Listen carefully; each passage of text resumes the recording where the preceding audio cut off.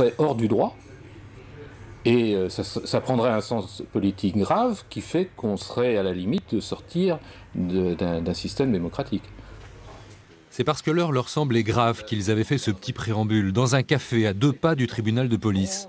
Yo du milieu, l'artiste, était là, au milieu, comme il se doit, mais sans sa burqa, celle qui lui vaut tous ses ennuis judiciaires, pour outrage au drapeau, en vertu d'un décret récent de juillet 2010, que ses défenseurs considèrent comme liberticide. Je pense qu'il faut un coup d'arrêt très net, en fait, à ce genre de dérive. Ils avaient relativement confiance en arrivant au tribunal. Ils se souvenaient que lors de l'audience, en septembre, la justice s'était montrée attentive à leurs arguments. Ils avaient vu juste. Yohan Le Forestier a été relaxé. Ouais, bravo! Et à travers cette loi, il y avait quand même une tentative de museler,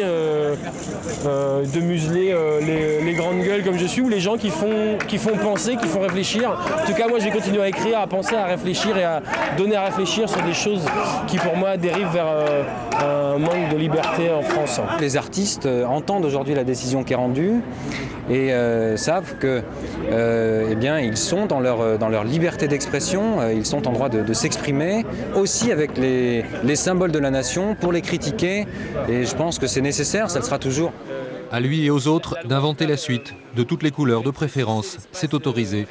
C'est ce que l'on pourra appeler la jurisprudence à la mode de Caen. Cette manifestation à présent d'une